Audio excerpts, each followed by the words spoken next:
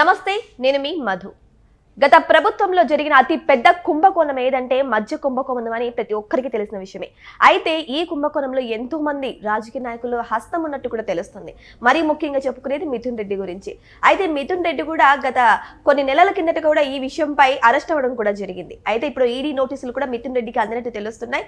అసలు ఏం జరుగుతుందనే విషయం గురించి రోజు మనం క్లారిటీగా తెలుసుకుందాం. ప్రస్తుతం మనతో పాటు ఉన్నారు senior journalist doctor Durga Vadlamani గారు. వారిని అడిగి మరిన్ని విషయాలను తెలుసుకుందాం. నమస్కారం. నమస్తే అండి మేడం, ఆంధ్రప్రదేశ్లోని అతి పెద్ద కుంభకోణం ఏంటి అంటే మధ్య కుంభకోణం అని ప్రతి ఒక్కరికి తెలుసు. ఈ విషయమే ఇప్పుడు ఈడీ కూడా మిథున్ రెడ్డికి నోటీసులు జారీ చేశారు. మరి దీని గురించి మిథున్ రెడ్డి ఎలా స్పందిస్తారు? ఇంకా ఇందులో ఎవరెవరి హస్తాలు ఉన్నాయి మేడం? ఎన్ఫోర్స్మెంట్ గత మే నెలలో కేస్ ఇన్ఫర్మేషన్ రిపోర్ట్ అని దాన్ని రూపొందించి అందులో 33 మంది నిందితులుగా చేర్చారు. సో గత మే నెలలో జరిగింది. మీకు గుర్తుంటే గత ఏడాది మిథున్ రెడ్డి కూడా అరెస్ట్ అవ్వడం, ఆయన జైల్లో ఉండి తర్వాత బెయిల్ మీద రావడం, ప్రస్తుతం బెయిల్ కొనసాగుతుంది. అయితే A4గా మిథున్ రెడ్డి ఈ కుంభకోణంలో నిందితుడిగా పేర్కొన్నారు. అయితే సిట్ విచారణలో మొత్తం మీరు కనుక చూసుకుంటే ఈ హవాలా ట్రాన్సాక్షన్స్ కావచ్చు, లేకపోతే మొత్తం ఈ డబ్బంతా కూడా మనీ లాండరింగ్ జరిగింది. మనం మనీ లాండరింగ్ అంటే మనం ఏంటో అనుకుంటాం కదా. ఇప్పుడు ఏం చేస్తారంటే ఈ మద్యం కుంభకోణంలో వాళ్ళు చేసిన మొట్టమొదటి పని ఏంటంటే, ఇప్పుడు ఈ డిస్టిలరీస్తో కుమ్మకయ్యి డిస్టిలరీస్ని అంతా గుప్పిట్లో పెట్టుకుని ఎవరు ఎక్కువ కమిషన్ ఇస్తే వాళ్ళకి ఇచ్చారు. ఆ తర్వాత ముఖ్యమైన బ్రాండ్స్ అంతా అక్కడ మ్యాక్డొనాల్డ్స్ కావచ్చు, మరొకటి వాళ్ళు మేమంత ఇవ్వము మీకు అనేసరికి వాళ్ళని రాకుండా చేశారు. మీరు హైదరాబాద్ నుంచి కొనుక్కుని పట్టుకెళ్ళటానికి కూడా లేకుండా చేశారు. అంటే చెక్ పోస్టుల దగ్గర నిఘా పెట్టి. మీకు మామూలుగా ఏంటంటే ఇప్పుడు పాండిచ్చేరి ఉందా, పాండిచ్చేరిలో ట్యాక్స్ ఉండదు. సో గతంలో మీకు మద్యపాన నిషేధం ఉన్నప్పుడు పాండిచ్చేరి నుంచి పట్టుకెళ్ళేవాళ్ళు కొనుక్కొని, ఒకప్పుడు నేను చెప్తున్నా. సో అట్లా మీరు హైదరాబాద్ నుంచి కొనుక్కునో పట్టుకెళ్దామంటే కుదిరేది కాదు. అంటే వాళ్ళు తయారు చేసిన ఆ చీప్ లిక్కర్ ఏదైతే ఉంటుందో, లేదు దాన్ని ఏమంటారు స్పిరిట్తో తయారు చేసి దాన్ని వాళ్ళు 350 450 ఎంతో, అంటే రూపాయిది 100 రూపాయలకి అమ్మారనుకోండి, ఆ రకంగా.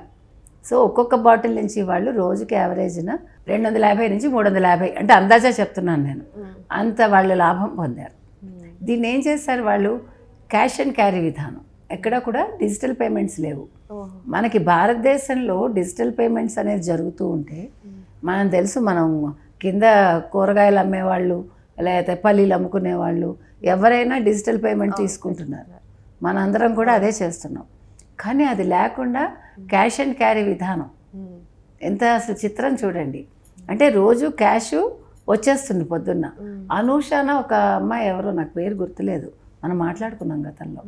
ఆ అమ్మాయి రోజు సాయంకాలం అయ్యేసరికి ఆ రోజు ఎంత మొత్తం మీకు డబ్బు కలెక్ట్ అయింది అనేది రాజ్ కేసిరెడ్డికి చెప్పేది. రాజ్ కేసిరెడ్డి దాన్ని మిథున్ రెడ్డికి చెప్తాడు. మిథున్ రెడ్డి దాన్ని పంపకాలు ఎక్కడెక్కడికి చేయాలో చేస్తాడు. అంటే ఒక్కొక్క రోజుకో మరి ఎంతకో, అతను రోజుకి 5 కోట్లు అతనికి వచ్చేది మిథున్ రెడ్డికి రోజుకి. అది వీళ్ళు కనుక్కున్నారు వాళ్ళ సిట్ వాళ్ళు. తర్వాత ఆ బిగ్ బాస్ ఎవరైతే ఉంటారో అతనికి వెళ్ళేది ముడుపులు. బిగ్ బాస్ ఎవరై ఉండొచ్చు, ఇంకెవరు, జగన్మోహన్ రెడ్డి. ఇప్పుడు అంతిమ లబ్ధిదారుడు జగన్మోహన్ రెడ్డి కదా. ఇప్పుడు 3500 కోట్లు హవాలా రూపంలో వెళ్ళింది.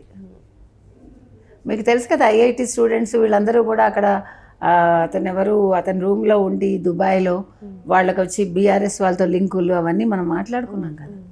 సో ఇంత జరిగింది. ఈ డొల్ల కంపెనీలకి మళ్ళా అతని పేరు మర్చిపోయాను, బాంబేకి చెందిన అతను మొత్తం అంతా డొల్ల కంపెనీలు పెట్టి బాంబే నుంచి మళ్ళీ ఇక్కడికి హవాలా మనీ వచ్చి ఇక్కడి నుంచి దాన్ని అట్టపెట్టెల రూపంలో, గొని సంచుల రూపంలో చెక్ పోస్ట్ నుంచి తరలించి చెక్ పోస్ట్ దగ్గర ఎక్కడా కూడా ఎవడు పట్టుకోకుండా, ఎంత పెద్ద అసలు ఇది ఒక సినిమా అని మించిన స్కామ్ అన్నమాట.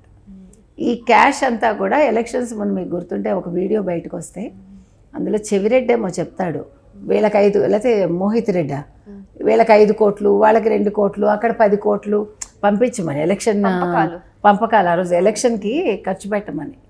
అప్పుడు ఇవంతా కూడా అంటే ఈ కట్టల డబ్బులన్నీ కూడా చూడండి. మీకు ఎక్కడ చెక్ పోస్ట్ దగ్గర నిఘా లేదంటే వీళ్ళు హౌ దే మేనేజ్డ్ అని. అసలు హైదరాబాద్ని వీళ్ళు హబ్గా చేసుకుని వీళ్ళు ఇంత నడిపించి ఇవాళ డిస్టిలరీస్ వాళ్ళందరితో కూడా వాళ్ళు ఇది చేసి ఇవాళ మీకు 18% అనుకుందామండి కమిషను. వాడు ఏం చేస్తాడు, ఒక నెల చూస్తాడు మీతోటి మిథున్ రెడ్డి వాళ్ళు, నెల తర్వాత మిమ్మల్ని 30% అడుగుతారు. అవును. మీరు ఇవ్వలేదనుకోండి ఇంకోటికి ఇచ్చేస్తాడు వాడు. అట్లా చేశారు. ఇవాళ వీళ్ళు డిస్టిలరీస్ వాళ్ళతో కుమ్మక్కయ్యి హవాలామని హైదరాబాద్ నుంచి పంపించుకోవచ్చు. చంద్రబాబు నాయుడు హైదరాబాద్ రాకూడదు, లోకేష్ హైదరాబాద్ రాకూడదు, పవన్ కళ్యాణ్ రాకూడదు. వీళ్ళు దొంగ వ్యాపారాలు చేసుకోవచ్చు. వాళ్ళ మనస్తత్వం చెప్తున్నా. సో ఇవన్నీ సిట్టు గుర్తించింది. ఇవాళ రాజ్ కేసిరెడ్డి పాత్ర ఫస్ట్ మెయిన్. అంటే అతని కంటే ముందు మిథున్ రెడ్డి, అంటే జగన్మోహన్ రెడ్డి, మిథున్ రెడ్డి, రాజ్ కేసిరెడ్డి, తర్వాత అతను బాలాజీ గోవిందప్ప, ఇంకా చాలామంది ఉన్నారు కదా. వీళ్ళందరి పాత్రలు వచ్చాయి. మీకు అతను వాసుదేవ్ రెడ్డిని ఫస్ట్ పట్టుకున్నారు. ఎవరి వల్ల? విజయసాయి రెడ్డి చెప్పటం వల్ల. విజయసాయి రెడ్డి ఏం చేశాడు, నిన్న కూడా మాట్లాడాడు కదా, ఆ క్వార్టరీని పెట్టుకున్న వ్యక్తి వెనిజువెలా ప్రెసిడెంట్ భార్యలాగా అంటే వాళ్ళని ఎత్తుకుపోతారు అన్నట్టుగా నిన్న మాట్లాడాడు.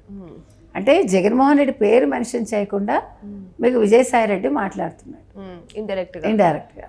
సో అతను మరి ఏం చెప్పదలుచుకున్నాడు, ఎవరు విజయసాయి రెడ్డి, అతను జగన్ని బాగా జాగ్రత్తగా ఉండమని చెప్తున్నాడా, లేదు మీ పని ఇలా అవుతుందని చెప్తున్నాడా, ఈ క్వార్టరీ వల్ల, ఈ క్వార్టరీతో జాగ్రత్త అని చెప్తున్నాడా? మరి నిన్నటి వరకు ఆ క్వార్టరీలో ఇతను కూడా ఉన్నాడు కదా, A2 ఇతనే కదా, ఎందుకు కాపాడుకోలేకపోయాడు, ఎందుకు మిగతా వాళ్ళ చేతుల్లోకి జగన్ వెళ్ళిపోయాడు అనేది ఆయన ప్రస్తావించట్లేదు. సో ఏది ఏమైనా మిథున్ రెడ్డికి టైం దగ్గర పడిందండి. ఇప్పుడు 23 సిట్టు విచారణకు హాజరవ్వాలి. 22 విజయసాయి రెడ్డి అనుకుంటా. మరి విజయసాయి రెడ్డి ఎవరి పేర్లు చెప్తాడు, ఏం చేస్తాడు, ఎవరిని ఈసారి ఆయన జైలుకి పంపిస్తాడు, మరి మిథున్ రెడ్డి నిజాలు ఒప్పుకుంటాడా, లేదు అసలు మీకు అధికారంలో ఉండి, అంటే ఒక అధికార ప్రతినిధిగా, అంటే ఒక ఎంపీగా అరెస్ట్ అయిన వ్యక్తి ఇతనే కదా. అందుకని నాకేం సంబంధం, నేను ఒక ఎంపీనని ఎగిరాడు కదా. ఇప్పుడు ఏ సంబంధాలు ఉన్నాయి, ఏ సంబంధాలు లేవు. సిట్ వాళ్ళు ఇలా ముందు పెడితే ఏం మాట్లాడతాడో చూడాలి. మరి అరెస్ట్ అవుతాడా మళ్ళా, లేదు బయటకు వదులుతారా, అంటే ఈ కేసు ఏ మలుపులు తిరగబోతోంది. మరి ఇప్పుడు మిథున్ రెడ్డి జగన్మోహన్ రెడ్డి పేరు చెప్పి తప్పించుకుంటాడా, విజయసాయి రెడ్డి కూడా జగన్మోహన్ రెడ్డి పేరు చెప్తాడా, ఇవన్నీ మనం వేచి చూద్దాం. ఇక్కడ బిగ్ బాస్ అంటే క్లారిటీగా తెలుస్తుంది మేడం జగన్మోహన్ రెడ్డి అని.